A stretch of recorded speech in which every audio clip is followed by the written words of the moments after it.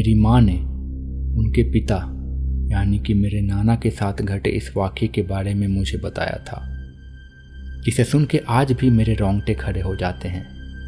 और आज मैं ये तुम्हें बताने जा रहा हूँ। बात आज से 60 साल पहले की है। मेरे नाना उन दिनों जौनपुर के एक छोटे से इलाके में पोस्टेड थे। वो वहाँ पे सरकारी अफसर थे। बात सर्दियों के दिनों की है। ऐसी सर्दियाँ जो हड्डियाँ तक कपकपा दे। शाम होते ही कोहरे की एक चादर घिरने लगती थी। रात होते होते कोहरे के उस पार देखना भी मुश्किल हो जाता था। 8-9 बजे के बाद सड़क पे और चौराहों पे सन्नाटा छा जाता था। लोग अपने अपने घरों में चले जाते थे ठंड से बचने के लिए, और बस कहीं कहीं से किसी घर से आती लालटेन या फिर दिए की रोशनी ही बच जाती थी। गांव के बाजार अभी बंद होने ही वाले होते थे। बाजार के पास कुछ लोग रहते थे फिर भी, पर 20-30 कदम आगे बढ़ने के बाद वहाँ भी बस खामोशी ही बच जाती थी। रात के अंधेरे में कुछ झिंगुरों की आवाज़ और कुछ कुत्तों की भौंकने की आवाज़ सुनाई देती थी, या फिर दूर कहीं किसी सियार यानी कि लोमड़ी के रोने की आवाज़। कभी कभी कुत्ते कोहरे की ओर देख के भौंकना शुरू कर देते थे, पर कोहरे के उस पार क्या है, आखिर किसे देख के कुत्ते भौंक रहे हैं, ये जानने की हिम्मत कोई नहीं करता था। गांव के लोगों में अंधविश्वास बहुत था।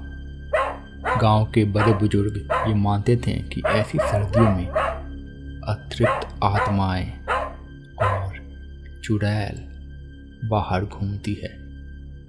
जब लोग कहीं नहीं दिखते, वहाँ ये होती है।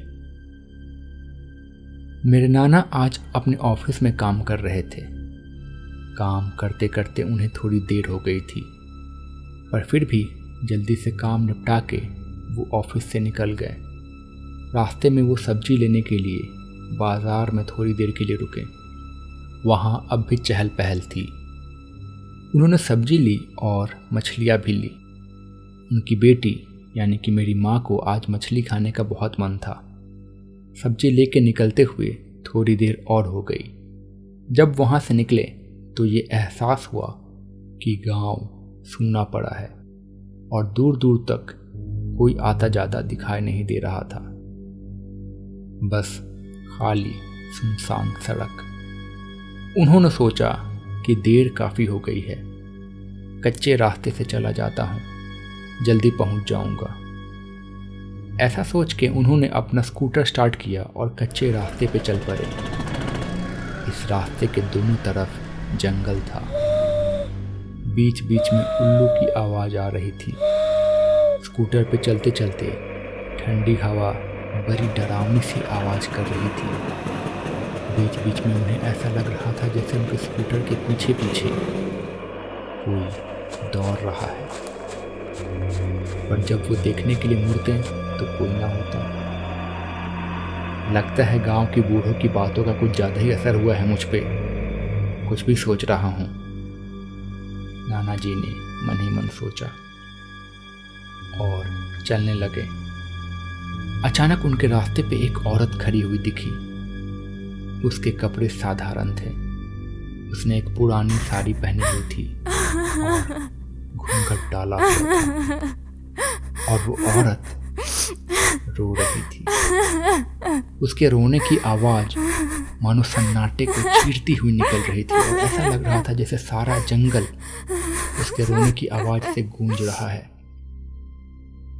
नाना जी ने सोचा कि शायद किसी मजदूर की पत्नी है जो रास्ता भटक गई है। कौन हो तुम और यहाँ अकेली क्या कर रही हो? ओहो, क्या हुआ? रो क्यों रही हो? बताओ तो। रास्ता भटक गई हो क्या? लगता है किसी मजदूर की पत्नी है, रास्ता भटक गई है। इसे यहाँ अकेले जंगल में छोड़ना सही नहीं होगा।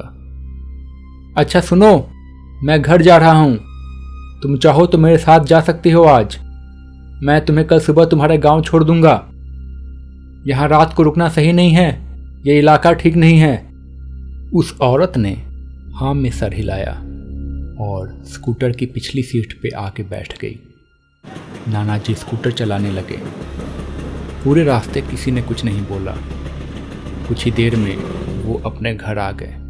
घर पे सब नाना जी का इंतज़ार कर रहे थे। घर पहुंचते ही सब इकट्ठा हो गए। घूंघट के कारण उस औरत का चेहरा बिल्कुल नहीं दिख रहा था और तब गांव में बिजली भी नहीं होती थी, इसलिए तेज रोशनी भी नहीं थी। लालटेन की रोशनी में ही सारे काम होते थे और इस रोशनी में वैसे भी कम दिखाई दे रहा था। उस औरत के बारे में सबने पूछा। अरे ये मुझे रास्ते में मिल गई, बेचारी रास्ता भटक गई है। किसी मजदूर की पत्नी लगती है, इसलिए उसे वहाँ पे अकेले जंगल में छोड़ना मुझे सही नहीं लगा और मैं इसे यहाँ ले आया। कल सुबह इसे इसके गांव छोड़ आऊँगा। आज ये यहीं रहेगी और खाना भी आज का यही बना देगी। सब ये बात मान गए, पर ना जाने क्यों मेरी माँ को उस पर शक हो गया। उन्हें लगा कि कहीं ये कोई चोर तो नहीं जो चोरी के इरादे से यहाँ तक चली आई। तब गांव में चोरियाँ बहुत होती थी। नानी ने उसे रसोई का रास्ता दिखाया और खाना बनाने जाने के लिए कहा। उन्होंने उसे वो थैली दे दी जिसमें सब्जियां और मछली थी। रसोई में सारा सामान माँ ने रख दिया। सब बहुत भूखे हैं, जल्दी से खाना बना दो, नानी ने कहा। मेरी माँ को अभी उस पर विश्वास नहीं हुआ था। 10 मिनट बाद वो रसोई में गई। वहाँ जाके उन्होंने देखा कि वो अब भी थैले से मछलियाँ बाहर निकाल रही है। ये देखकर मेरी माँ को गुस्सा आ गया। तुमने अभी तक खाना बनाना शुरू भी नहीं किया? ऐसा करोगे तो कब खाना बनेगा और कब हम लोग खाएंगे? माँ ने कहा। उस औरत का चेहरा अब भी ढका हुआ था, इसलिए किसी ने भी अभी तक उसका चेहरा नहीं देखा था। मेरी माँ ने उसका चेहरा देखने की बहुत कोशिश की, पर देख नहीं पाई, एक झलक भी नहीं। कोई ज़रूरत हो तो मुझे बुला लेना और जल्दी जल्दी खाना बनाओ। उसने कोई जवाब नहीं दिया। माँ को लगा कि शायद अनजान लोगों के बीच में डर रही है। फिर माँ रसोई से निकल गई। फिर 15 मिनट के बाद माँ फिर से रसोई में गई देखने के लिए। रसोई के अंदर का सीन देख के जैसे माँ के पैर जम से गए। गला अचानक से सूख गया। आंखों के सामने अंधेरा सा होने लगा। उन्होंने वहाँ जो देखा उस समय, शायद वो उसे जिंदगी भर भूल नहीं पाएंगी। उन्होंने देखा कि वो औरत रसोई के स्लैब पे बैठी कच्ची मछलियाँ खा रही है। चारों तरफ मांस और कांटे पड़े हुए थे। उसके सर से घूंघट अब उतर चुका था। उसका चेहरा एकदम काला और सूखा हुआ। ऐसा लग रहा था कि जैसे कोई लाश सड़ने के बाद सूखने लगी है।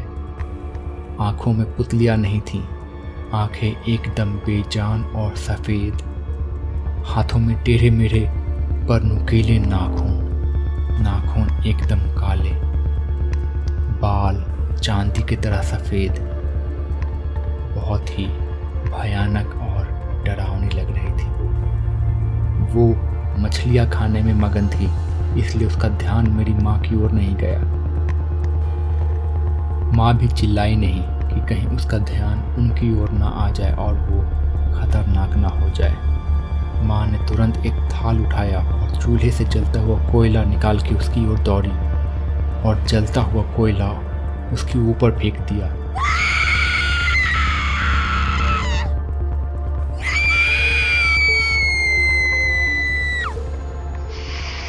कोयला पड़ते ही वो चिल्लाने लगी और अजीब सी भयानक आवाज़ें निकालने लगी। उसकी आवाज़ सुन के सब लोग उसकी तरफ दौड़े।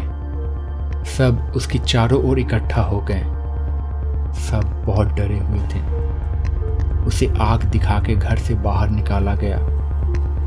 उसकी आवाज़ सुन के आसपास के लोग भी वहाँ इकट्ठा हो गए। घर से निकलते ही वो लोगों की भीड़ से होते हुए जंगल की ओर दौड़ी उसे देख के सब सहम से गए। कोई ना कुछ बोल पाया, ना ही कुछ कर पाया। वो जंगल की ओर भागी और घने अंधेरे में ना जाने कहाँ गायब हो गई। पर जाते जाते वो कुछ चिल्ला रही थी।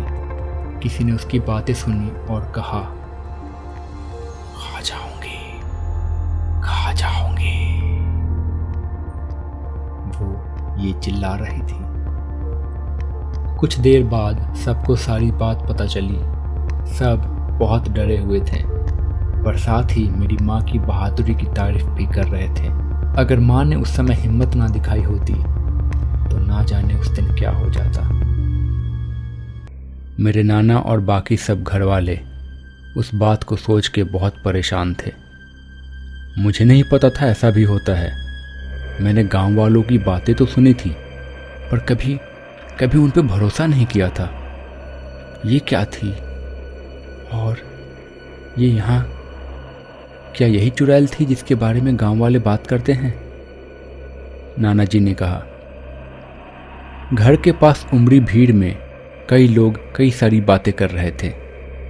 रात के सन्नाटे में कुछ देर तक लोगों की बातों का शोर गूंजता रहा। फिर धीरे धीरे लोग शांत होने लगे और आखिरकार अपने अपने घर जाने लगे। और फिर एक बार फिर से सब ओर सन्नाटा छा गया। इतना शांत कि कोई जरा भी कुछ कहता था तो बहुत जोर से सुनाई देता था। झिंगुरों की आवाज़ ना जाने क्यों अब रुक सी गई थी। हम सब ने एक बार जंगल की ओर देखा। रात के अंधेरे में जंगल बहुत ही डरावना लग रहा था और उसके ऊपर से छाया हुआ घना कोहरा। और जैसे ही ये बात मन में आती कि अभी कुछ देर पहले ही वो चुड़ैल जंगल की ओर भाग गई है, ये सोच के जैसे रोंगटे खड़े हो जाते थे। ये सोच के गला सूख रहा था कि अभी हम लोग अंधेरे में हैं और कुछ नहीं देख सकते जंगल में। पर क्या हो अगर वही अंधेरे में वो चुड़ैल जंगल में खड़ी हो और वो हमें देख सकती हो। हम सब एक साथ थे और किसी में अकेले कहीं जाने की हिम्मत नहीं हो रही थी। धीरे धीरे सब घर चले गए। अब बस हम लोग बचे थे और एक दो बुजुर्ग आदमी। आज किस्मत अच्छी है कि बच गए, पर तुमने उसे और भड़का दिया है। अब और ज़्यादा ख्याल रखना होगा, वरना वो वापस आएगी और अगर इस बार वो आई तो किसी ना किसी को साथ लेके जाएगी। एक बुजुर्ग ने ऐसा कहा। तो हमें क्या करना चाहिए फिर? मेरे नाना ने पूछा। तुम कल सुबह ओझा जी को बुलाकर घर बंधवा दो और पूजा करवाओ। गांव में अक्सर ओझा बुलाए जाते थे जो अपने मंत्रों से घर में पूजा प्रार्थना करते थे। हमारे गांव में एक प्रथा थी, जब भी कोई नया घर बनवाता है या नया घर खरीदता है तो एक ओझा को बुलवा के अपने घर को बंधवाता है। और ये किसी रस्सी से या धागे से नहीं बांधा जाता। घर बांधने के लिए मांस, शराब, कपूर और ऐसे ही कुछ सामग्रियों का इस्तेमाल होता है। फिर इन्हें मिला के पानी में डाल के घोल लिया जाता है और घर के चारों ओर गिराया जाता है। ऐसा माना जाता है कि ऐसा करने से कोई भी बाहरी बुरी आत्मा उस घेरे के अंदर नहीं आती है और ना ही घर के अंदर प्रवेश करती है। अगले दिन नाना जी ने ओझा को बुलवा लिया और पूजा कराई। घर को भी बांधा गया। ओझा जी, अब तो हमें कोई खतरा नहीं है ना? नाना जी ने पूछा। नहीं, अब कोई खतरा नहीं है, पर ध्यान रखना, बरसात के समय चौकन्ने रहना। कभी कभी वो किसी को बहका के घेरा तुड़वाती है और अगर कोई बाहर गया घेरे से तो उसके बाद उसका क्या होगा पता नहीं। उसके कुछ महीनों तक सब ठीक ठाक चलता रहा, कोई भी अजीब घटना नहीं हुई। फिर बरसात का मौसम शुरू हो गया मेरे नाना को ओझा की वो बात याद थी और वो और ज़्यादा सतर्क थे। कुछ भी अजीब नहीं हुआ। हमें लगा सब ठीक हो गया है। फिर एक रात जब सब सो रहे थे तो अचानक से मेरे नाना को किसी बच्चे की रोने की आवाज़ सुनाई दी। उन्होंने खिड़की से बाहर देखा तो उनका बेटा यानी कि मेरे मामा जंगल के पास खड़े थे। ये देख के वो घबरा गए। उन्हें लगा कहीं वो चुड़ैल उसे कुछ कर ना दे। घबरा के वो घर से जंगल की ओर बाहर भागे और भागते भागते जंगल के बहुत पास आ गए। वो उन्होंने देखा कि उनका बेटा जंगल के पास खड़ा था, जंगल की ओर मुंह करके। अजय, बेटा यहाँ क्या कर रहे हो? उन्होंने अपने बेटे से पूछा। उनका बेटा उनकी ओर नहीं मुड़ा। फिर वो उसके पास गए। जैसे ही उन्होंने उसे छुआ वो गायब हो गया। नाना जी बहुत डर गए। उन्हें ध्यान ही नहीं रहा कि कब वो घेरे के पार आ गए हैं।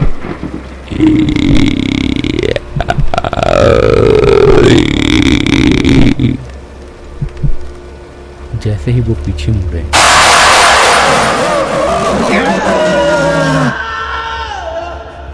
अगले दिन उनकी लाश घेरे के ठीक बाहर से मिली। सारे घर में मातम सा छा गया था। सब बहुत दुखी थे, सब बहुत डरे हुए भी थे। सबको समझ में आ रहा था कि ये काम किसका है। मेरे मामा ने आखिरकार नाना जी को आग दी और उनके क्रियाक्रम की तैयारी चल रही थी। मामा को कोई भी अकेला नहीं छोड़ रहा था और बाकी लोग बहुत सावधान थे। एक दिन जब मामा सो रहे थे तो अचानक से उनकी खिड़की पे किसी ने खटखटाया।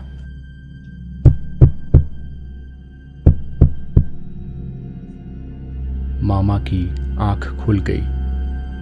उन्होंने देखा कि खिड़की के सामने नाना जी खड़े थे। ये देख के वो बहुत खुश हो गए। तभी मेरी नानी को कुछ आवाज़ सुनाई दी और उन्होंने देखा कि घर से बाहर मामा खड़े हैं और वो नाना के पीछे जा रहे हैं। और नाना न जाने क्यों धीरे धीरे जंगल की ओर बढ़ते जा रहे हैं। मेरी नानी ये देख के बहुत डर गई। वो तुरंत अपने बच्चे की ओर भागी उसे बचाने के लिए और दौड़ने लगी। जितनी तेज वो दौड़ रही थी उतनी ही तेज नाना जंगल की ओर चले जा रहे थे और उतनी ही तेजी से मामा उनका पीछा कर रहे थे। नानी दौड़ते दौड़ते जंगल में आ गई। अचानक से उन्हें मेरी माँ की बुलाने की आवाज़ सुनाई दी। माँ, माँ, माँ लौट आओ, माँ, माँ लौट आओ। नानी ने पीछे देखा। पीछे देखते ही नानी के होश उड़ गए। तभी उन्हें एक आवाज़ सुनाई दी। चलो मेरे साथ चलो वसुधा, मैं अकेला हूं। उन्होंने देखा सामने नाना का प्रेत था। वो उन्हें बुला रहा था। इससे पहले कि वो कुछ सोच पाती या कर पाती,